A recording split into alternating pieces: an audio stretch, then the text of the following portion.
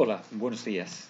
Hoy quiero compartir contigo un rato y explicarte algo que para mí es muy importante, o ha sido muy importante a lo largo de mi vida y lo sigue siendo. Eh, Vamos a imaginarnos que los seres humanos vivimos en un edificio que está constituido por varias plantas. Vamos a imaginarnos que tuviese 9 plantas. Eh, Todos podemos entender fácilmente que el que vive en la primera planta no ve, no tiene la misma visión que el que vive en la quinta, y el que vive en la quinta no tiene la misma visión que el que tiene en la novena. Soy consciente de que el tema que quiero compartir ahora contigo eh, pertenece casi a la novena planta y que hay muchísimas almas en este mundo en el que todavía están en la segunda y la tercera planta y no le interesa demasiado la novena. Pero como antes o después, en esta vida o en otra, todo el mundo va a ir subiendo de planta y va a llegar a la novena, pues yo siento que debo de compartir contigo esta enseñanza. Eh, yo recuerdo que con 27 años leí esto, que son las obras de San Juan, las obras completas de San Juan de la Cruz. Entonces me voy al capítulo 5 del libro segundo de su vida al Monte Carmelo, que se llama Noche Activa del Espíritu. Y dice, capítulo 5, en que se declara qué cosa sea unión del alma con Dios. Pone una comparación. Y dice San Juan de la Cruz, o Juan de Yepes, como tú prefieras llamarle. Para entender, pues, cuál sea esta unión de que vamos tratando, es de saber que Dios, en cualquier alma, aunque sea la del mayor pecador del mundo, mora y asiste sustancialmente. Y esta manera de unión siempre está hecha entre Dios y las criaturas todas, en la cual les está conservando el ser que tienen, de manera que si de ellas de esta manera faltase, se aniquilarían y dejarían de ser. Y así, cuando hablamos de unión del alma con Dios, no hablamos de esta sustancial que siempre está hecha, sino de la unión y transformación del alma con Dios que no está siempre hecha, sino solo cuando viene a haber semejanza de amor. Por tanto, esta se llamará unión de semejanza, así como aquella unión esencial o sustancial. Cuando yo leí esto con 27 años, me llamó mucho la atención que yo había estado desde pequeñito rodeado de gente de iglesia. Mi madre era muy religiosa y bueno, pues yo me eduqué en colegio franciscano 2 años, en colegio salesiano 5 años y luego estuve en una residencia universitaria eh, donde había un seminario y una escuela de magisterio. Y aunque los presidentes universitarios no teníamos nada que ver con el seminario, pero teníamos mucho contacto con ellos. Y nadie en todos esos 26 años me había hablado de que había que hacer algo que se llamaba unión del alma con Dios. Esto me llamó mucho la atención porque me habían hecho incluso leer algunas poesías de San Juan de la Cruz. Pero realmente no fue hasta esa edad, hasta los 26 años, cuando conocí a Nicolás Caballero. Nicolás Caballero es un sacerdote claretiano que se había interesado por la filosofía occidental y por las técnicas orientales para aproximarse a la realidad. Él era pedagogo y diplomado en psicología, además de sacerdote, y entonces había estructurado muy bien un camino para acercarse a todo el mundo ese que se llama de la meditación y de la contemplación en el mundo oriental. Bien, pues cuando yo leí esto me llamó muchísimo la atención, porque claro, me encuentro con que aquí dice San Juan de la Cruz que Dios en cualquier alma, aunque sea la del mayor pecador del mundo, mora y asiste sustancialmente. Claro, si Dios mora y asiste sustancialmente, de manera que si de ellas de esta manera faltase, se aniquilaría y dejaría de ser, o sea, está diciendo, por lo menos yo lo entiendo así, que si Dios sale de mí, yo sería ahora mismo un cadáver, pero yo y el mayor pecador del mundo. Entonces, Dios no es un señor de barbas blancas que está en el cielo, como me enseñaron cuando yo era chiquitito. Dios es la vida. Dios es esa energía, esa conciencia, energía que me hace respirar y que me hace que yo esté vivo. Y esa forma de unión entre esa energía divina, que es mi cuerpo de energía luminoso, mi alma o mi conciencia energía, la palabra con la que quieras describir esta realidad. Entonces, de alguna forma, cuando ese cuerpo de energía luminosa, cuando esa conciencia energía se separa de mi cuerpo físico es un cadáver. Pero nadie me había explicado que una de las cosas, una de las funciones principales que yo tengo que hacer en la vida es conseguir que esa unión que está siempre hecha, que Juan de la Cruz le llama unión esencial, se haga otro tipo de unión, que es cuando, dice él, no hay diferencia entre Dios y su criatura. Claro, esto cuesta trabajo entenderlo, porque estamos acostumbrados a pensar en un Dios que está fuera y que tiene una serie de normas que yo tengo que cumplir. Y de alguna forma es difícil, bastante difícil cumplir las normas que nos han dicho que tiene ese Dios. Entonces, pues casi siempre vivimos con ansiedad porque no estamos a la altura que Dios espera de nosotros, como no estábamos muchas veces a la altura que nuestros profesores o nuestros padres esperaban de nosotros. Sin embargo, hay otro libro que se llama ¿Qué Dios y qué salvación? De Enrique Martínez Lozano. Enrique Martínez Lozano es un señor que es también licenciado en psicología y en pedagogía y en sociología, y que, bueno, pues tiene escrito varios libros, entre ellos este que cito, que se llama ¿Qué Dios y qué salvación? Y que a mí me ha ayudado mucho últimamente a entender muy bien que el concepto que tenemos de Dios está filtrado, igual que yo veo a través de las gafas, mi cerebro ve a través de una serie de conceptos, de creencias, de pensamientos que yo he aprendido desde pequeñito. Y claro, yo he aprendido, como todos, pues una serie de conceptos de Dios, una serie de conceptos de la política, una serie de conceptos de la sexualidad, una serie de conceptos de todo. Y de los conceptos que he aprendido de Dios, pues hay que revisarlos. Entonces, Enrique Martínez Lozano te aclara que igual que cuando somos pequeños, cuando somos un bebé, tenemos una conciencia que podemos llamar mágica, en la cual el bebé ve su mano y ve la columna que yo tengo aquí delante o ve el jardín que yo tengo aquí delante. Pero él no sabe que esto se llama mano, no sabe que aquello se llama columna y no sabe que eso se llama jardín. Él lo ve, pero para él todo forma una unidad. Todavía no ha aprendido las palabras, todavía no tiene, por lo tanto, un, una mente, un pensamiento.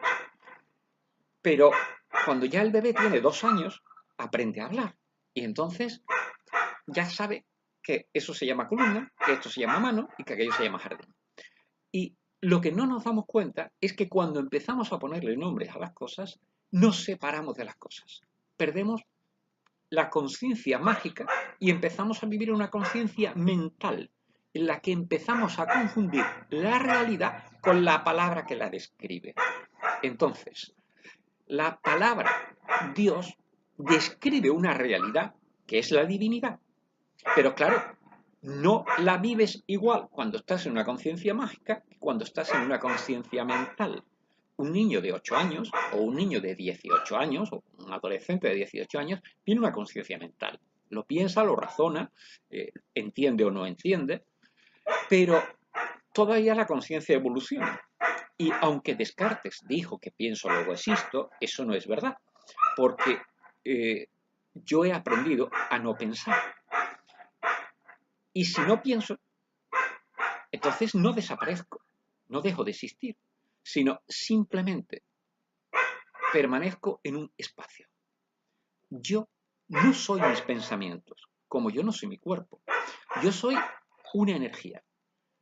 Y esa conciencia energía que soy es un espacio. Lo percibo, lo siento como un espacio. Cuando estoy en silencio, yo percibo el espacio que soy.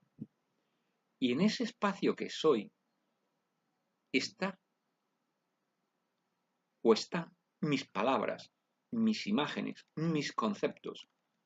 Pero si logro parar todo eso, lo que permanece es el espacio. Y cuando estoy en ese estado o en esa conciencia que se llama conciencia transpersonal, entonces percibo que esa realidad, ese espacio es la divinidad. La divinidad no es, como he dicho otras veces y lo repito, un señor con barbas blancas que está en el cielo.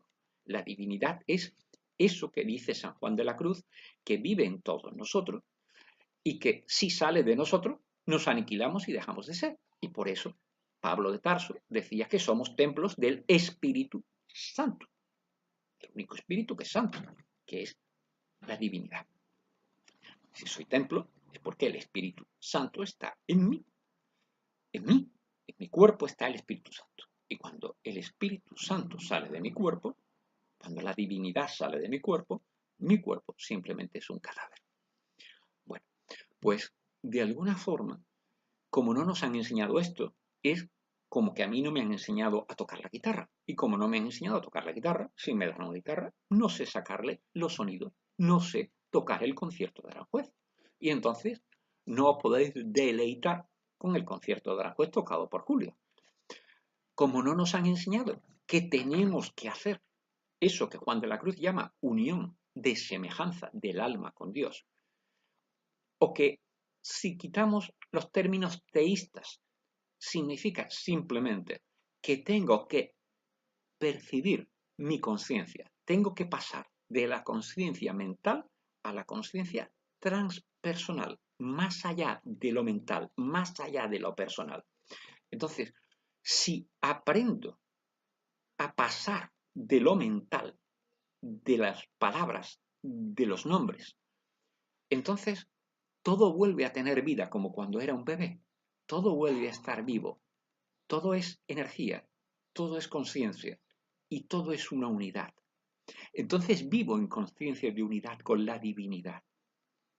Y entonces lo único que tengo que aprender es a pensar como la divinidad que soy. ¿Os imagináis a la divinidad pensando, ¿qué va a ser de mí cuando sea viejo? ¿Tendré Alzheimer? ¿Me cuidará alguien? ¿Qué pasará si no me pagan las pensiones? ¿Os imagináis a la divinidad preocupado por todas esas cosas? Yo no.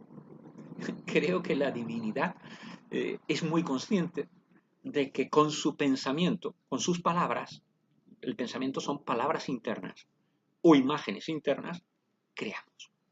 Hay un cuento que me gusta mucho, una anécdota que me gusta mucho, por lo gráfica que es, que dice que en un reino vivía un hombre que vivió toda su vida en silencio. Era un hombre muy sabio.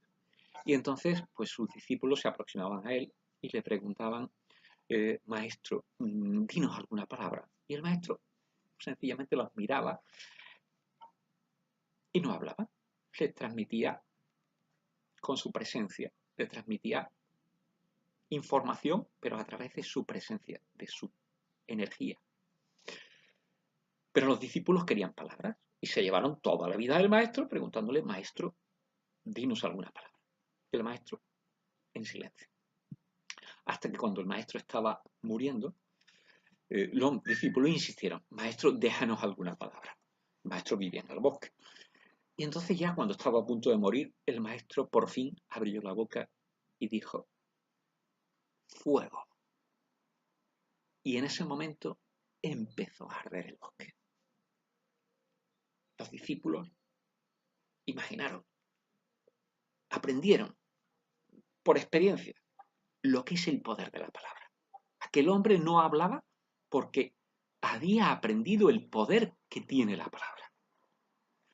La mayoría de nosotros nos pasamos todo el día pensando y además pensando en negativo.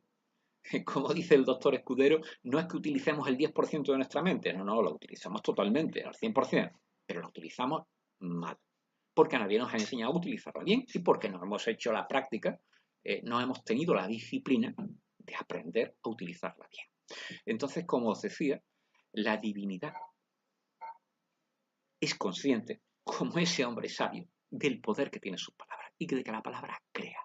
Y por lo tanto, la divinidad es ese espacio, esa conciencia, energía, ese espacio de silencio, de paz, que solo piensa en aquello bueno que quiere crear. Solo piensa, por ejemplo, que es feliz. Solo piensa que tiene salud y paz, que tiene armonía y bienestar, que tiene amor, que tiene sabiduría. Y cuando piensas eso, lo sientes y lo creas. Pero lo sientes y lo creas dependiendo del nivel de profundidad en el que tengas. Este es otro concepto que quiero que entendamos. He visto muchas personas que me hablan del poder del pensamiento y me dicen que, bueno, imaginaros, incluso hay cursos en internet sobre la abundancia. Quiero tener abundancia. Y entonces la gente se repite, soy abundante o tengo abundancia. Imaginaros un papagayo o un robot al que le enseñamos a decir nado en la abundancia, nado en la abundancia, nado en la abundancia, nado en la abundancia. ¿Creéis que ese papagayo va a crear abundancia en su vida?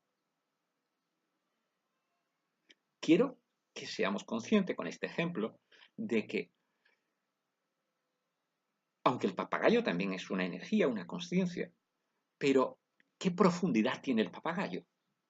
¿Se da cuenta el papagayo o el robot de que él es la consciencia? Esa es la grandeza de este cerebro que tenemos humanos. Tenemos un cuerpo bastante frágil. Tenemos un cerebro bastante bien protegido por una serie de huesos y demás, pero es muy frágil. Pero el cerebro humano es capaz de percibir qué es. Un animal vive lo que es, pero no puede tener la experiencia de saber qué es. La divinidad, la naturaleza, ha tardado siglos en crear un cerebro que es como un espejo que es capaz de reflejarse a sí misma. Nosotros los seres humanos tenemos la capacidad de tener una experiencia que se puede llamar iluminación o experiencia cumbre, en la cual eres consciente no de que te lo está diciendo ni Juan de la Cruz, ni Julio Velázquez, ni Pepita Jiménez, sino que realmente tú experimentas que esa vida que tú eres, esa conciencia energía que tú eres, ese cuerpo luminoso que tú eres, es la divinidad. Y que tú estás aquí para aprender a vivir divinamente. Fijaros que cuando un cirujano opera muy bien, solemos decir, es que opera divinamente. Cuando un músico toca muy bien, solemos decir, toca divinamente. Es decir, hacer las cosas divinamente supone, o queremos decir que las hace con una perfección, con una maestría grande. Pues estamos aquí para aprender a vivir divinamente, a pensar divinamente, a sentir divinamente. Pero esto no nos lo enseñan. Y entonces, pues, nos dedicamos a aprender, a llenarnos la cabeza de conceptos. Y creemos que porque entendemos el concepto, entendemos la realidad. Pero una cosa es entenderla y otra es vivirla. Y no solo hay que entender las cosas mentalmente, porque entonces no tienes profundidad. Hay una parábola en el Evangelio que a mí me gusta mucho, que es la parábola del sembrador. Que habla de que salió un sembrador a sembrar y tiró la semilla. Y parte cayó en roca y se perdió. Parte cayó en una tierra que era poco dura y demás y casi no brotó. Pero otra parte cayó en tierra buena y brotó mucho y dio mucho fruto. Entonces, eso es una maravillosa metáfora de la profundidad de la que tú eres consciente. Tú tienes que ser consciente de esa energía, de ese espacio que eres, y tienes que cada vez ampliar más ese espacio, entrar más en ese espacio, sentir más ese espacio. Y esa es tu profundidad. Y cuando una persona que percibe su espacio y es consciente del poder que tienen sus palabras en ese espacio, cuando eso es posible, entonces sucede eso que da mucho fruto, entonces es cuando la palabra tiene mucho poder. Pero si tú simplemente lo dices como un papagayo o lo dices simplemente desde un nivel mental, entonces tiene poco poder.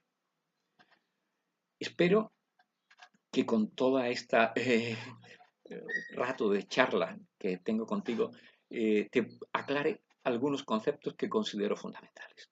Pero repito, es fundamental que empecemos a tomar conciencia, a ser conscientes de que tenemos que tener otros objetivos que no solo sean trabajar, ganar un dinero, ser felices con nuestra familia, con nuestros amigos, con salud.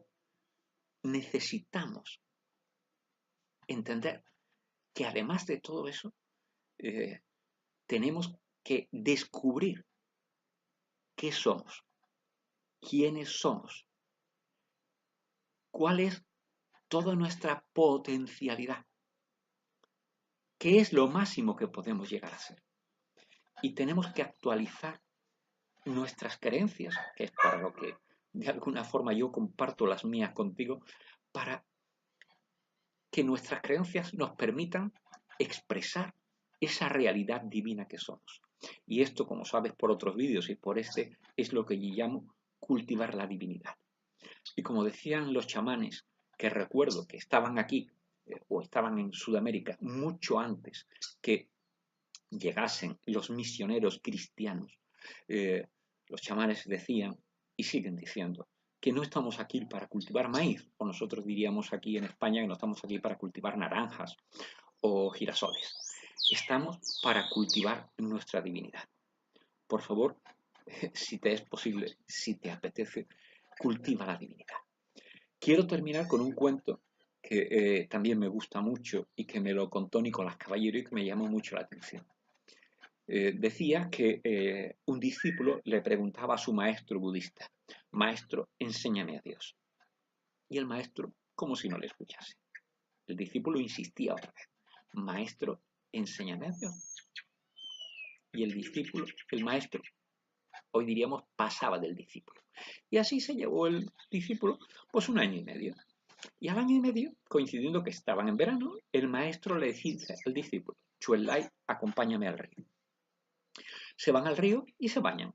Y cuando Chuelai está tranquilo dentro del río, disfrutando del agua, el maestro se acerca, le coge la cabeza, la mete dentro del agua y le da lo que aquí llamamos una ahogadilla. Y cuando Chuelai se está ahogando, el maestro le suelta la cabeza, Chuelai saca la cabeza y dice: maestro.